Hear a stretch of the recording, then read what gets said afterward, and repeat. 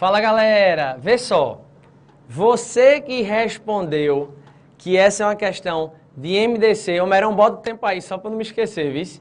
Ó, você que respondeu MDC, acertou. Agora, por que MDC? Veja, uma questão vai ser de MDC quando eu precisar dividir algo. Esse algo que eu vou dividir, se ele for dividido em partes iguais e cada parte dessa precisar ter o maior valor possível, eu vou estar diante de uma questãozinha de MDC. Vamos lá para a tela para a gente identificar esses elementos que você já deve ter identificado? Vamos lá para a tela, vamos juntos? Vamos lá. Veja só. Para iniciar... Deixa eu colocar aqui a corzinha amarela. Para iniciar uma visita monitorada a um museu, 96 alunos do 8º ano, deixa eu anotar isso, 96 alunos do 8º ano e 84 alunos do 9º ano de uma certa escola foram o quê, gente? Foram divididos em grupos. Opa! Eu quero dividir formando grupos. É como se eu tivesse uma quantidade de alunos e fosse dividir em pedaços, em grupos. Todos com que, gente? Diz aí para mim. Todos com o mesmo número de alunos. Eita! Eu quero formar grupos, todos grupos iguais, sendo esse número, o número de quê? De alunos o maior possível. Caramba, Sanches, bem que tu dissesse, velho. Porque, vê, eu quero dividir esses alunos para formar grupos, todos com o mesmo número de alunos. Esses grupos são iguais, sendo esse número, esse qual? O número de alunos o maior possível. Então, o número de alunos tem que ser o maior possível. Logo, eu já sei que se o número de alunos tem que ser o maior possível, quando eu calcular o MDC vai me fornecer o maior número de alunos possível em cada grupo. Tá? De modo que cada grupo tivesse somente alunos de um único ano e que não restasse nenhum aluno fora de um grupo. Nessas condições, é correto afirmar que o número total de grupos formados foi, vê só, questão de MDC, vou calcular o MDC de 96 e 84, vamos lá? MDC de 96 e 84. Confere para mim esses números. 96 e 84. 96 do 8º ano e 84 para o 9º ano. Vamos calcular esse MDC? Vamos lá. Bom, será que esses dois números, ambos são divisíveis por 2? 96 dividido por 2 dá 48. 84 dividido por 2 dá 42. Os dois números ainda são divisíveis por 2. Dá 24, 21. Agora, eu só tenho um número aí que é divisível por 2, não é, gente? Então, não posso mais colocar aí, já que é MDC. Eu vou colocar aqui um 3, então. 24 por 3 dá 8. 21 por 3 dá 7. E aí eu vou parar. Por quê? Porque não tem mais nenhum número que divida esses dois aqui simultaneamente. Logo, eu termino de fazer minha conta e o MDC entre 96 e 84 vai ser o produto desses números. 2 vezes 2, 4, vezes 3, 12. Você lembra o que é que o MDC representa para a gente? Bora lá. 12 é o número máximo de alunos que eu consigo formar por grupo, não é? Número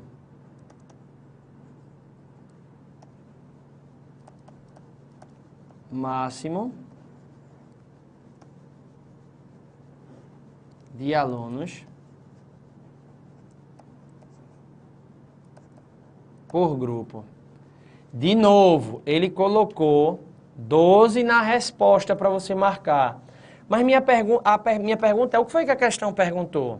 Nessas condições, é correto afirmar que o número total de grupos que eu consigo formar, grupos, gente, vê só. Eu sei que eu vou formar 12, eu vou ter 12 alunos por grupo. Eu tinha 96 alunos no 8º ano, não é? Vou colocar em cada grupo 12 alunos. Se eu dividir 96 por 12, dá 8. Então, dá 8 o quê? 8 grupos. Ah, Sanches, então esses números aqui que sobram são os grupos, não é? Que eu consigo formar isso. Porque se eu consigo colocar 12 alunos por grupo, significa dizer que, ó, se eu pegar esse 96 e dividir por 12, vai dar esse 8. 84 dividido por 12 vai dar esse 7 aqui, tá vendo? Então, esses números que sobram são os grupos, gente. A questão perguntou a quantidade de grupos que eu consigo formar. Eu consigo formar 8 grupos do 8º ano, 7 grupos do 9º ano, cada grupo com 12 alunos, não é? Beleza?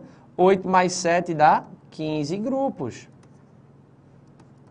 Então, a resposta da sua questão é 15. 15 grupos você consegue formar. Tudo bem até aí? Vamos à próxima questão, então.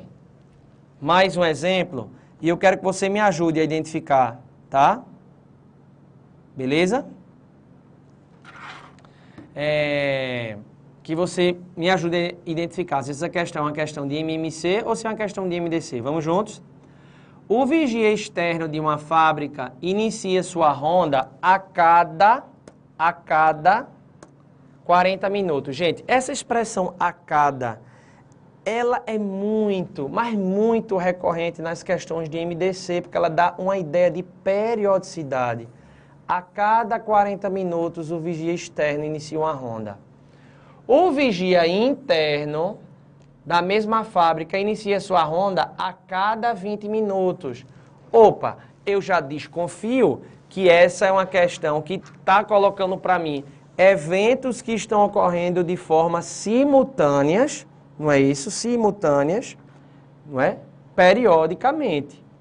Eventos que ocorrem simultaneamente de forma periódica.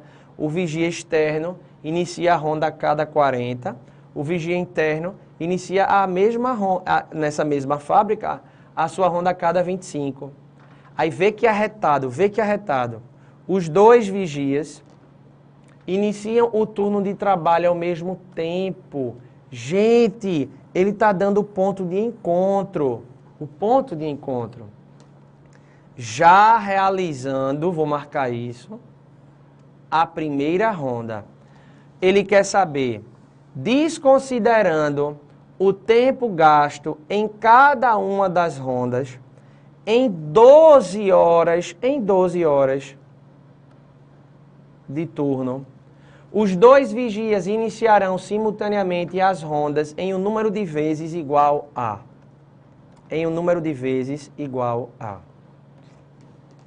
Posso, gente? Posso começar?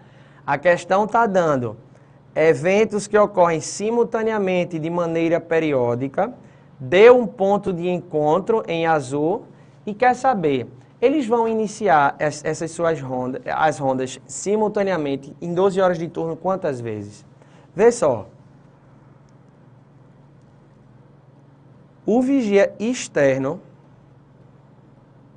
ele inicia a sua ronda a cada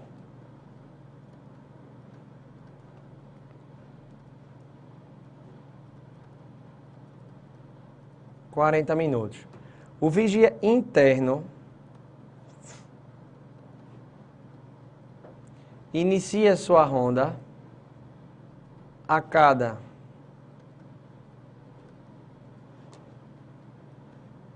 25 minutos. Tá? e eles iniciaram a ronda, essas rondas juntos. Ou seja, eles estão lá no zero, lembra? Se eu listar os múltiplos de 40 e os de 25, quando começa com zero, eles estão lá no zero, tá? E aí ele quer saber, bom, em 12 horas de turno, bom, 12 horas, se eu quiser passar isso para minutos, é só multiplicar por 60, não é? Dá 720 minutos. Em outras palavras, em 720 minutos, eles vão iniciar essas rondas simultaneamente quantas vezes? Quantas vezes?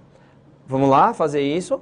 Bom, a cada quanto tempo eles iniciam as rondas juntos, gente? A cada quanto tempo? É só você calcular. O MMC de 25 e 40. Vamos calcular? Por 2, o 25 mantém, dá 20. Por 2, o 25 mantém, dá 10. Por 2, o 25 mantém, dá 5. Por 5, 5 e 1. E por 5, 1 e 1. Logo, gente, o MMC vai ser 2 vezes 2, 4, vezes 2, 8, vezes 5, 40, vezes 5, 200. 200 minutos. Isso significa dizer, gente, que a cada 200 minutos, eles vão iniciar as rondas juntos. Então, eles iniciam, preste atenção agora, ele não quer em 12 horas de turno, em 720 minutos, então eles vão iniciar em 200, daqui a 200 minutos, depois mais 200, 400, depois mais 200, 600, depois mais 200, daria 800, passa de 720, não é? Então, eles iniciam a ronda as rondas juntos quantas vezes? Se você respondeu 3, você errou. Sabe por quê? Porque a questão diz em azul, eles iniciam o trabalho ao mesmo tempo e em laranja, já realizando a primeira ronda. Então, ele está contando, gente, com o zero também, ó. Esse início juntos, a questão está contando que eles iniciam juntos, já realizando a primeira ronda. Então, tem que contar com zero. A questão perguntou, os dois vigias iniciarão simultaneamente as rondas em um número de vezes igual a 4 vezes. Poxa, professor, que questão arretada. Pois é, tem que estar atento, 4 vezes. Então, gabarito, letra D de dado. Tranquilos? Beleza, de boa na lagoa. Venha cá comigo. Então, com isso, gente, a gente fecha a parte de múltiplos e divisores. Você já está sabendo como é que uma questãozinha dessa pode ser cobrada para você em prova. E a gente vai entrar agora em assuntos bem importantes. Assuntos, né? Razão, proporção, divisão em partes proporcionais. Assuntos esses muito recorrentes em provas, principalmente no CESP. CESP gosta muito de cobrar isso em prova, tá?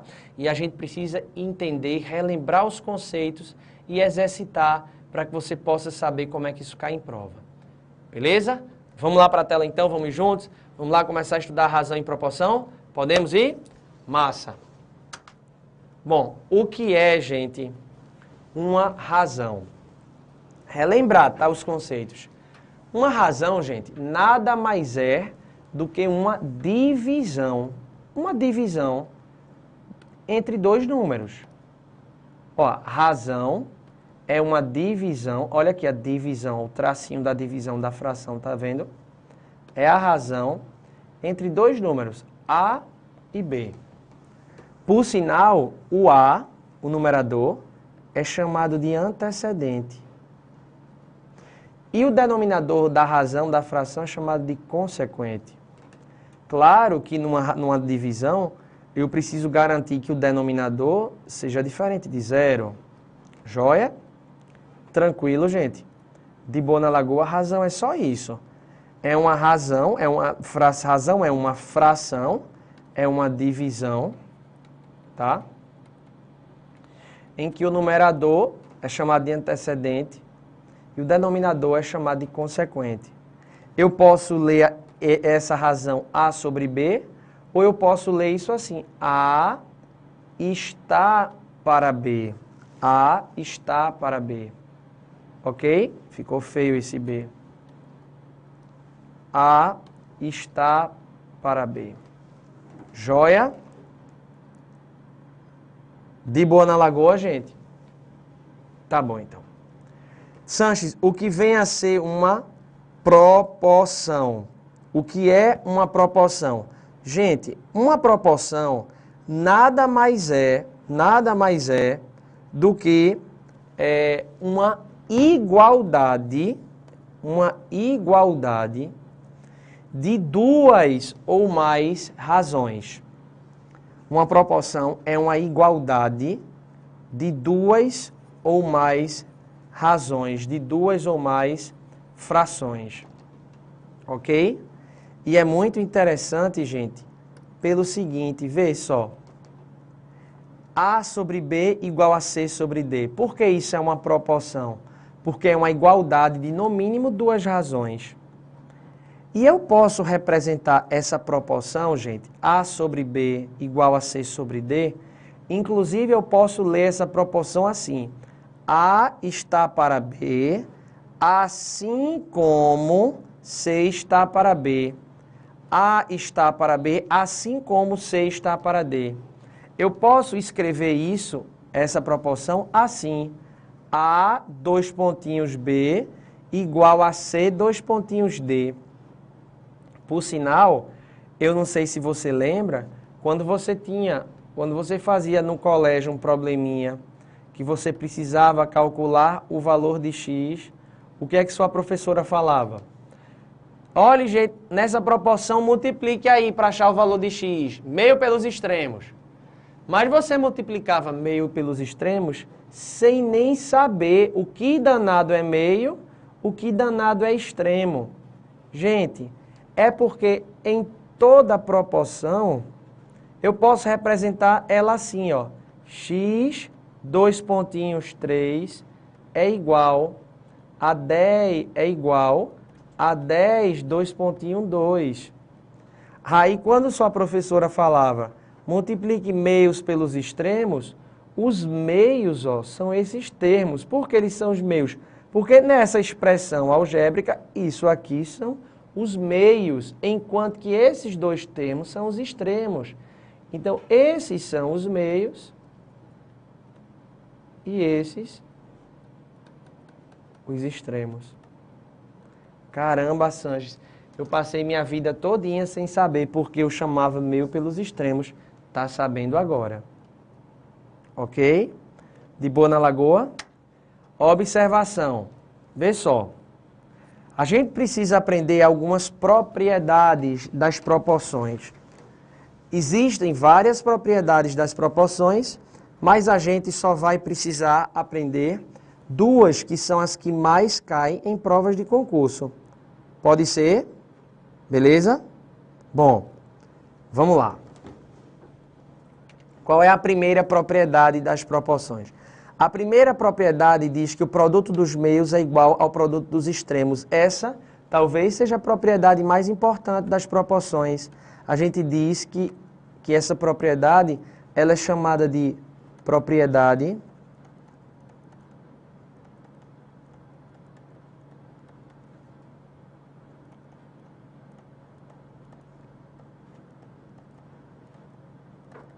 fundamental das proporções. Propriedade fundamental das proporções. Beleza, gente? Tranquilidade, essa é minha propriedade fundamental das proporções. Bom, o que é que ela diz? Em toda proporção, o produto dos meios é igual ao produto dos extremos. Isso você já sabia há muito tempo, né? Por exemplo, olha essa proporção, 3 sobre 2 igual a 6 sobre 4.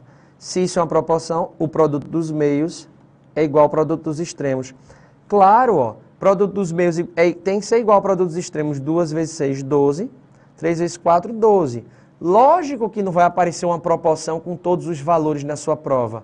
Ele vai colocar uma proporção em que um termo da proporção é desconhecido para você calcular meio pelos extremos e achar esse termo. Ok? E a outra proporção, gente, é uma proporção que a gente vai usar muito no próximo assunto chamado de divisão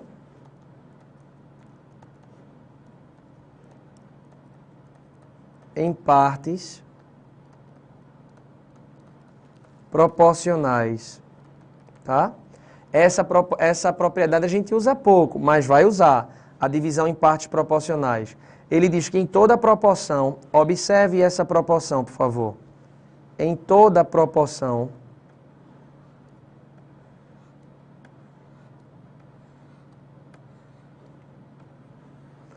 o produto dos meios igual ao produto dos extremos, não. Essa propriedade já vale, foi a propriedade 1. A propriedade 2, que a gente vai usar muito no próximo assunto, divisão em partes proporcionais, ela diz o seguinte: a soma dos antecedentes está para a soma dos consequentes. Isso quer dizer que se você tiver uma proporção, você pode achar uma razão, uma outra razão, que é igual a essa proporção inicial, fazendo assim, somando os antecedentes da minha proporção. Os antecedentes são os numeradores, gente. E dividindo pela soma dos consequentes. A gente vai usar isso no assunto de divisão em partes proporcionais. Por exemplo, eu tenho essa proporção, 2/3 igual a 6/9. Essa proporção é igual a uma outra razão. E essa outra razão que eu posso encontrar com essa proporção, eu encontro, não é? Essa outra razão somando os antecedentes dessa minha proporção, os numeradores, e dividindo pela soma dos denominadores. 2 mais 6 dá 8, que é igual a 12. Então, ó, essa proporção aqui, eu vou escrever ela aqui em cima, 2/3 é igual a 6/9, que é igual a 8/12. Claro, veja que continua valendo o produto dos meios igual ao produto dos extremos. Olha só, 3 vezes 8, 24. 2 vezes 12, 24. 9 vezes 8, 72. 6 vezes 12, 72. Continua valendo. Então, razão e proporção, gente, são assuntos muito importantes, cuja teoria é facílima.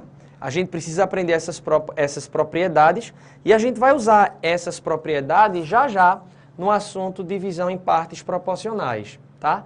Principalmente essa propriedade 2. A propriedade 1 a gente usa o tempo todo. Produto dos meios igual ao produto dos extremos em vários problemas da matemática, tá? Em vários assuntos, porcentagem, enfim. Mas vê só. Vamos estudar primeiro divisão em partes proporcionais para depois a gente ver. Eu não lembro se eu coloquei alguns exemplozinhos de razão em proporção, mas vamos aproveitar e estudar logo essa parte de divisão em partes proporcionais. Veja só, o que a gente vai estudar agora, gente, só para que você tenha uma ideia, é o seguinte: eu posso realizar uma divisão, tá? Dividir um valor de forma diretamente proporcional a outros valores ou de forma inversamente proporcional a outros valores. A outros valores, como assim, Sanches? Vê só. Imagine que eu tenha R$1.000 e queira dividir esses R$1.000 para meus 3 filhos. Ora, uma parte desses R$1.000 vai ficar para um filho, outra parte para o outro, outra parte para o outro, tá? Mas vamos supor que eu queira dividir esse valor de R$1.000 de maneira, a questão vai dizer, de forma diretamente proporcional às idades dos filhos, sabendo-se que um filho tem 10, outro tem 12 e o outro tem 15 anos. Ou então eu quero dividir 1.000 de forma inversamente proporcional às idades dos filhos. Um filho tem 10, outro tem 12, o outro tem 15. O que a questão vai querer saber é, se eu dividir 1.000 de forma diretamente proporcional a 10, 12 e 15, que são as idades dos filhos, o filho de 10 anos vai receber quanto? O filho de 12 anos vai receber quanto? O filho de 15 anos vai receber quanto? Se eu quiser dividir 1.000 de forma inversamente proporcional às idades dos meus filhos, tendo que um tem 10 anos, outro 12 e outro 15, esse meu filho de 10 anos vai receber quanto desses R$1.000? Esse filho de 12 vai receber quanto? Esse filho de 15 vai receber quanto? É isso que a gente vai precisar aprender a fazer, a dividir um número em partes diretamente proporcionais e inversamente proporcionais a outros valores. Tá certo? Mas aí é que tá. Gente, venha cá comigo. Eu preciso entender, eu preciso aprender a saber qual vai ser o procedimento que eu vou seguir quando eu quiser dividir números de forma diretamente proporcionais a outros. Qual vai ser o procedimento que eu devo seguir se eu quiser dividir um número de forma inversamente proporcional a outros números? Vamos aprender isso? Vamos lá para a tela então? Vamos juntos? Vamos lá para a tela? Vê só. Primeiro vamos aprender a dividir um número em partes diretamente proporcionais a outros números. Imagine que eu queira dividir 128 em partes diretamente proporcionais a 3 e a 5. Vê só, gente. Eu quero dividir 128 em partes diretamente proporcionais a 3 e a 5. Imagine você que eu sou um pai e quero dividir R$128 que eu ganhei em um prêmio da minha empresa. Eu quero dividir esse valor, tá? Para meus filhos. Eu tenho 2 filhos. Sendo que eu não quero dividir esses 128 em partes iguais, metade para cada um. Eu quero dividir 128 em partes diretamente proporcionais às idades dos filhos. Um filho tem 3 anos e outro tem 5. Quanto cada filho vai receber? Como é que a gente procede diante de uma questão como essa? Gente, venha cá comigo. Eu estou vendo que o tempo está estourando. A gente vai fazer o seguinte, a gente vai para um rápido intervalo e já já a gente volta para eu continuar e a gente ter uma continuidade no exercício que eu não quero quebrar para não estourar o tempo, beleza? Então fique aí que a gente vai para um rápido intervalo e já já a gente volta. Não saia daí não.